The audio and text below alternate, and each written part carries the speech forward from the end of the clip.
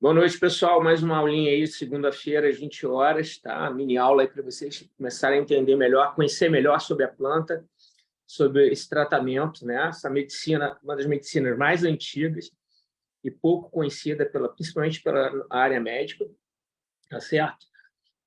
Lembrando, as outras duas aulas estão gravadas lá no site, onde vocês acessam, tá?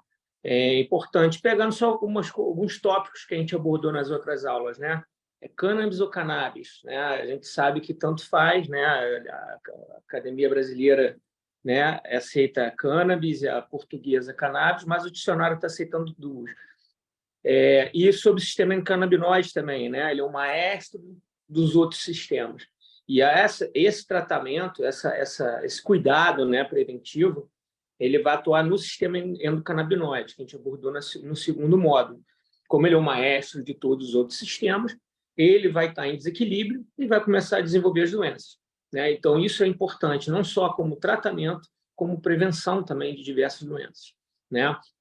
Aí a gente fala, mas os estudos científicos, né? Os estudos científicos agora estão crescendo demais, né? Cada dia tem um estudo científico aí praticamente novo, né? Foi por ter sido criminalizado os estudos, as pesquisas pararam, né, com a planta.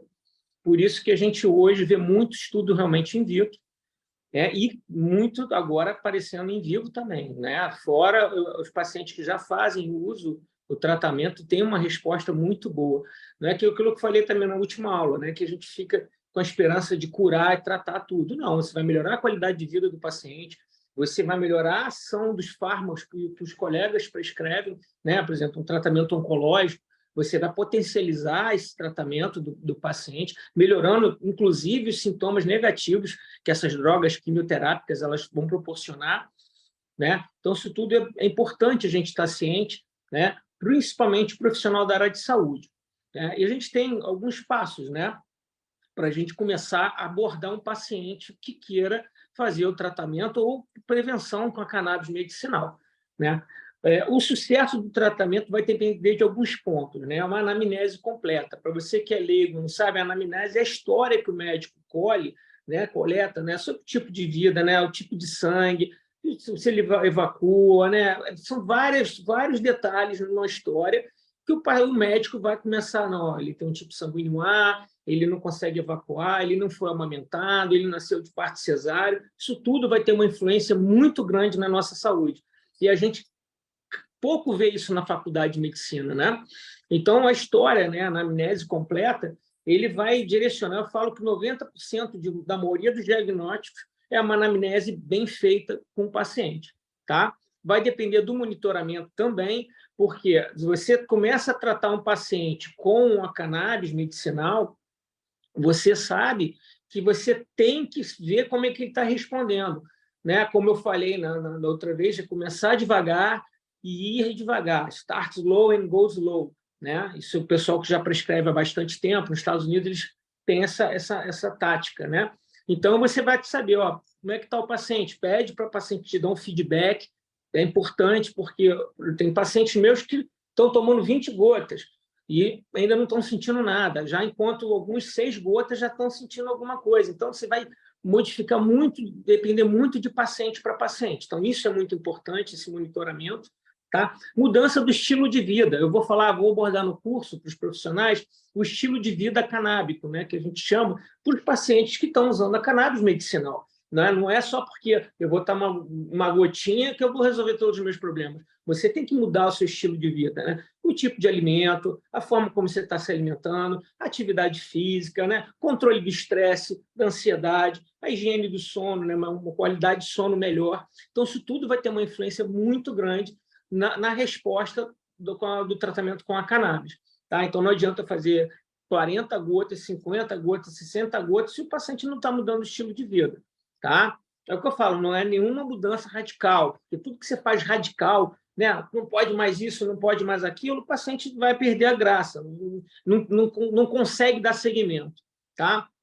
Outra coisa importante para os colegas, que a gente vai, e para os pacientes também, que eu vejo hoje muito paciente, porque o meu vizinho está tomando, eu vou pegar a cannabis e vou começar a tomar, né? E eu vou parar de tomar os remédios. Não pode substituir os remédios que o paciente já faz uso de forma rápida. você pode, primeiro, antes de tudo, saber se foi você que prescreveu esse informação com esse colega, né? Você não pode tirar um remédio que o colega prescreveu. Isso é totalmente antiético. Conversar sobre ele, você está fazendo um tratamento com a cannabis, se ele conhece, explicar para o colega quais são os benefícios, né, de estar podendo fazer isso, né? E isso é muito importante, o máximo de informação para o paciente, tá? O paciente saindo bem informado da tua consulta, isso aí ele já vai ficar mais seguro em relação ao uso da cannabis. Lembrando a vocês que não usar o outro termo, usar o termo cannabis. Aquele maconha, que é um termo que não é semântica legal, tem pacientes que ele já veem esse termo ruim, não adianta. Você vê um grupo aí dizendo não, que tem que mudar, não é assim. As coisas têm que ser bem devagar para as pessoas começarem a entender, perderem o medo, né? E terem consciência de que é uma coisa muito boa. E um insucesso, né? Você tem um sucesso e um insucesso no tratamento. A qualidade da substância, isso vai influenciar muito, né? Qual o laboratório, qual o fabricante, porque o tipo de óleo que é utilizado, se é um óleo de soja, óleo de milho, são óleos ruins, né? Transgênicos, se é um óleo do triglicerídeo de cadeia média, né? MCT, do óleo de coco, isso é um excelente óleo, né? O óleo de semente de uva, né? O azeite extra virgem, isso é outra coisa importante. Para ver a qualidade também, a gente tem que saber onde essa planta é plantada, né? Porque ela puxa muito metal tóxico de dentro do solo. Então, se plantar em qualquer lugar, é ruim. Imagina, você planta num ambiente que está todo contaminado, você vai puxar aqueles metais e isso tudo vai para o produto, né? Desculpa. Se essa substância, se eles vão usar o álcool etílico ou álcool derivado de cereais, isso também vai influenciar. Então, tem várias coisas que vão estar influenciando na qualidade.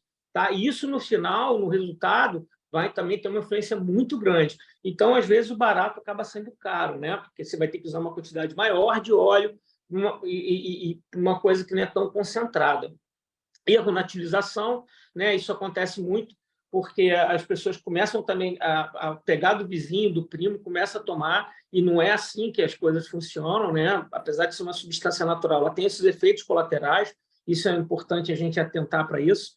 E irregularidade, né? A pessoa toma um dia, outro dia não toma, outro dia toma 2 gotas, outro dia toma 6. Tem que ter uma regularidade, não só na posologia, mas na dosagem também. A família é muito importante, né? Por quê? Se todo mundo que usa o cannabis começa a ir lá, está usando droga, está usando isso, não é isso. A família tem que ter um apoio muito importante nesse tratamento, tá bom? O acompanhamento também, né? O paciente não pode uma vez no médico e esquecer que o médico existe, parar de ter esse acompanhamento. A gente tem que ter um acompanhamento assim, certinho. Individualidade de cada indivíduo, né? Cada indivíduo tem a sua digital e cada indivíduo tem a sua microbiota, né? A gente sabe que cada um tem a sua digital da microbiota. E hoje, o professor Rafael Schulman já questionava que cada indivíduo tem o seu sistema endocannabinoide. Então, por isso que tem pessoas que respondem com 3, 4 gotas já estão se sentindo bem, outras com 20 gotas ainda não estão sentindo nada. Então, isso é muito importante. E também outra coisa que não vai responder ao tratamento é não mudar o estilo de vida, né? Eu vou continuar fazendo um monte de coisa que eu estava fazendo errado, não me alimentando direito, me estressando, não vai resolver, né? Então, isso é muito importante a gente atentar, tá? A estratégia terapêutica, né? Então, a gente vai ter que identificar as comorbidades, tá? Eu resumi tudo nesse slide, fica um slide poluído, né? Mas depois eu vou no curso, mas eu queria botar poucos slides aqui para não ficar muito maçante para vocês, né? A identificação das comorbidades, isso é importante para o médico identificar se o paciente tem algumas outras doenças, né? A escolha do fitocannabinoide também, isso vai influenciar bastante, né? Aquilo que eu te falei, tem pacientes que não podem usar o THC, então essa relação de CBD e THC é muito importante, né? Saber quanto tem de CBD, quanto tem de THC, definir, né? Aquela concentração inicial da cannabis, né? Começar com dose pequena e aumentando. Isso aí, aquilo que eu falei, é uma das coisas que é mais importante, tá? Porque todo paciente que começa a ter uma experiência ruim, se você entra logo com uma dose alta, o paciente fica muito cansado, muito sonolento, tem algumas, quando usa o THC, tem algumas reações não agradáveis, se você usa com uma dose muito alta logo, então o paciente acaba largando o tratamento, né? Ele tem uma experiência ruim, ele vai largar. Como repetindo, essa dose é individualizada, preferencialmente monitoramento semanal, né? Considerar aí retornos de 3 a 6 meses até o controle da doença que o paciente está tratando, né? Procurou, né? E avaliar os padrões de uso. E a gente tem que dividir em pediátrico e adulto, né? Então, o médico que for fazer o curso, ele vai saber que existem dosagens diferentes, formas de atuação diferentes com a criança e com o adulto, né? Isso para praticamente com tudo, né? Uma das coisas que eu faço com meus pacientes é pedir para anotar, né? A hora que o paciente tomou o óleo, o que ele sentiu, qual o óleo que ele está usando, fazer tipo um diário de bordo, né? E a gente faz a gente faz o exame para o paciente, mede a pressão na residência, né? A medida residencial da pressão arterial, né? Que é o diferente do mapa. A gente pede para o paciente ir anotando lá a hora que ele mediu a pressão, né? O que ele estava sentindo. Isso é tudo importante para o médico ter esse feedback do paciente, né? E vai influenciar também no tratamento.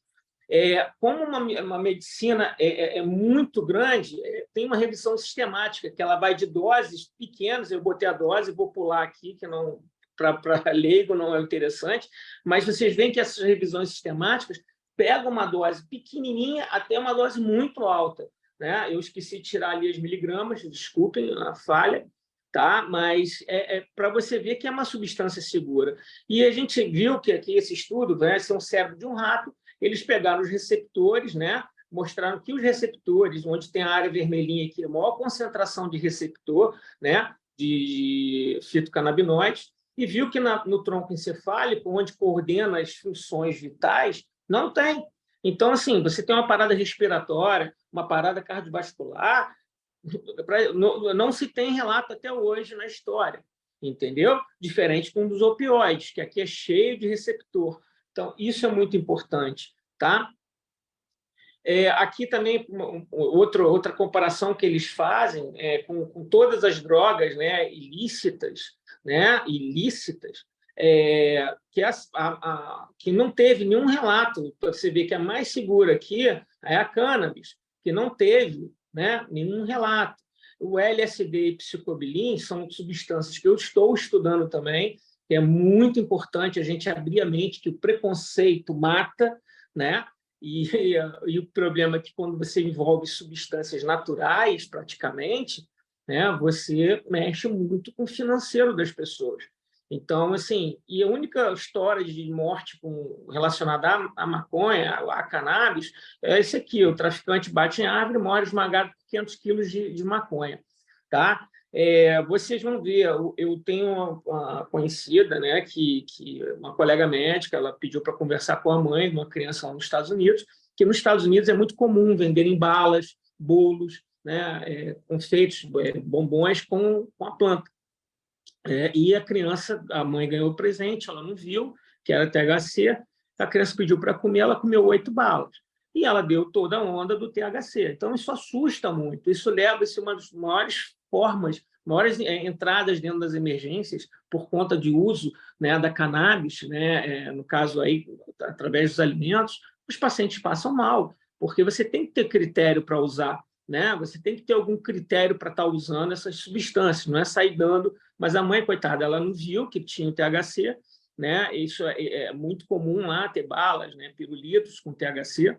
Eu acho que é uma coisa que isso atrapalha muito no tratamento essa medicina do sistema endocannabinoide, cria uma coisa ruim, porque você não tem, pelo menos, um controle, né? E lá, pelo visto, eles não controlam em relação a isso. Eu acho que acaba atrapalhando um pouquinho o que a medicinal está aqui para fazer, que é mostrar resultado. E a gente vai mostrar e está mostrando já. Tá? As vias de administração, tem várias. Tá? Tópico oral, comestíveis, né? Como eu acabei de falar, oftalmológico, tem colírio, né? Principalmente para o glaucoma, né? Nasal, aplicação tópica ou transdérmica. A minha esposa, ela fez uma queimadura agora aqui, a gente tem uma pomadinha de cannabis, ela passou, na mesma hora aliviou a dor, e no dia seguinte, sem dor, e praticamente zerada a lesão. Então, ela até falou que um dia ela vai fazer um vídeo para poder, porque é impressionante, gente. A inalação também, né? bucal sublingual, que é essa que a gente geralmente usa, né? Acho que é mais aceitas aqui no Brasil é a oral e a bucal sublingual, tá? A oral é em cápsulas, em balas, né? Que vocês vão ver, tem algumas empresas que elas fazem aquelas balinhas que dissolvem debaixo da língua. A bucal sublingual é aquela que geralmente eu peço para o paciente, né? Você sacode o óleo, né? Você pinga lá 3, 4 gotinhas do óleo no início, né? A gente começa com uma dose bem baixa, deixa ali 1 minutinho debaixo da língua, no mínimo, né?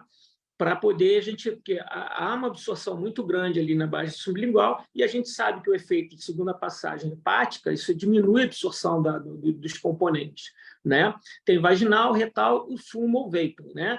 O vaping, algumas empresas, elas usam porque não tem nada a ver com a recreacional. O vaping, eles usam muito com THC. Para quê? Não é para o cara ficar doidão. Ele é muito bom para dor. Então, pacientes oncológicos sentem muita dor, dores incontroláveis, você pode estar usando esse só vapor com substâncias que são inócuas praticamente, né? Não tem nada de fumo, nada, vapor frio, para que a ação em 5 minutos, praticamente rápido, né? Então, seria uma opção também, mas ainda é proibido aqui no Brasil, tá? Isso tudo vai depender de regulamentação e as coisas estão caminhando, tem que ser devagar mesmo, gente, porque quando a gente impõe uma coisa muito rápida à população, a população fica com medo, ela fica realmente resistente e a gente precisa acabar com isso, entendeu? A abordagem terapêutica, ela deve ser, como eu repeti aqui, né, em tratamento adulto e pediátrico, tá? Em todos os casos, iniciar com baixas doses, aumentando devagarzinho, né, até os efeitos desejados. Então, o que eu faço? Geralmente, eu começo sempre à noite, né? A gente vai começar à noite, ainda mais se usa um full spectrum, um whole spectrum, tem o THC. Vai que o paciente é muito sensível ao THC, né? Ele tem algum efeito do THC ali, pelo menos ele está à noite, está em casa, está dormindo, né? Uma coisa importante também, abordar se o paciente já fez uso da maconha recreacional e se ele teve alguma onda ruim, entendeu? Isso é importante no tratamento também, tá? Eu vou abordar mais coisas durante o curso, mas isso é mais voltado para o profissional da área de saúde. Então, o uso inadequado, o mal orientado, isso aí vai atrapalhar no tratamento do paciente. E que ele acaba abandonando, né? Aquilo que eu falei para vocês. Ele apresenta alguma experiência inicial ruim, ele vai abandonar, tá? Revisando aqui, o que a gente precisa saber, né? Paciente que tem psicose, né? Porque o psicose a gente evita, quer dizer, não usa o THC, paciente às vezes com fibrilação atrial, coronariopata, evitar usar o THC porque ele aumenta a frequência cardíaca. Então a gente tem que ter cuidado, não é que ele vá proibir totalmente, no caso desses pacientes cardiológicos, né? Mas você tem que usar com mais parcimônia, tá? Avaliar as interações medicamentosas, tá? E os eventos adversos. Tá? Isso a gente vai abordar bem no curso, né? Vou pegar quais outras medicações, né, que elas vão atuar no mesmo receptor a nível hepático e quanto que eu vou poder usar. Isso tudo é importante para você, profissional da área de saúde, ter essa ciência disso, né? Aquilo, como falei para vocês, né, documentando, né, um diário de bordo, né? Isso é importante o paciente ter. Tá? Sempre revisar os objetivos da primeira consulta. O que o paciente te procurou para fazer a cannabis para quê? Né? Ou você está orientando ele que a gente pode estar fazendo uma forma de prevenção, preventivo. Então, a gente tem que estar avaliando isso. Tá? Isso é outra coisa importante. Alguns pacientes eles não estão respondendo a determinado tipo de óleo. Então, você já vai usar um outro óleo. Você muda. Não é que significa que ele não respondeu um óleo que você vai parar de tentar modificar o tratamento. Você pode ter outras armas terapêuticas dentro da cannabis que você pode estar utilizando. Né? E você vê como é um tratamento muito individual, a própria microbiota, tudo vai ter influência nisso. Né? Então, a gente não é porque ele não respondeu com um tipo de óleo que ele não vai responder com outro. E isso é que eu falei, a importância da qualidade também da empresa que está vendendo o óleo. Tá? E comprar por conta própria. Porque o meu amigo comprou, eu vou comprar também. Não, isso aí é um erro. Procure sempre um profissional especializado, tá? Que possa estar te orientando de tudo, dos efeitos e tudo mais, para poder estar utilizando. Vamos lá. Aqui eu olho diferente, né? Isso vai influenciar também. Aqui, para vocês verem que não é só no tratamento médico, né? Essa equipe, a equipe que faz tratamento, e o resultado deles é excelente. Se não me engano, é lá no Sul, com cachorros, né? Do pet cannabis. Deixa eu ver se o vídeo entra aqui. Se não entrar, é uma pena. Deixa eu ver aqui. Depois procurem, que assim é muito interessante. Bom, não está entrando. Uma pena. O próximo, depois eu tento colocar lá no site para vocês lá, tá? Mas tem o Instagram deles ali, tá? Infelizmente não entrou. É impressionante o efeito nos cachorros, né? O cachorro à base de tramal, Novalgina, anti-inflamatório e nada, do bichinho ficava sempre, ele começou a usar a cannabis, acabou as dores. Aqui, ó, entrou, gente. Entrou. Vamos lá. Aqui, ó.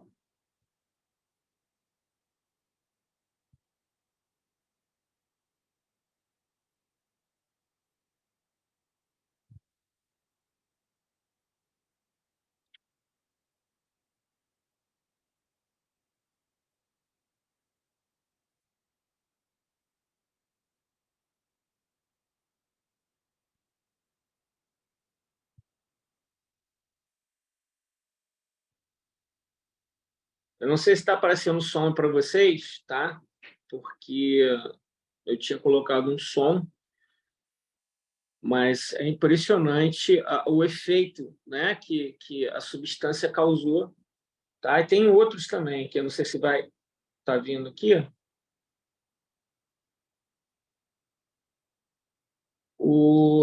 E é importante, eles estavam, não sei como é que está agora, mas os veterinários estavam numa briga danada para poder implementar isso para os animais, né? E a gente tem que dar o maior apoio a eles, porque você vê que ajuda, funciona, né? Nenhuma panaceia, como eu sempre falo, né? Então, é importante a gente saber, tá? Só para finalizar aqui, eu sempre vou trazer uma mensagem sobre preconceito, né? É opinião sem conhecimento, né? Voltaire já falava isso. Então, todos os vídeos vocês vão ver aí que tem uma mensagem final para vocês entenderem. A gente tem que acabar isso, acabar com isso. Eu trabalho de formiguinha, tá, pessoal? Deu aí já os 20 minutinhos. Eu espero ter ajudado vocês. Qualquer dúvida, pode mandar mensagem para a gente, tá? Mais uma vez, obrigado aí pela presença de todos vocês aí. E vamos ver na próxima segunda-feira, vamos se encontrar de novo. A última mini aula aí, para o pessoal todo leigo aí tá assistindo. Tá bom? Prazer encontrar vocês mais uma vez. Fiquem com Deus. Tchau, tchau.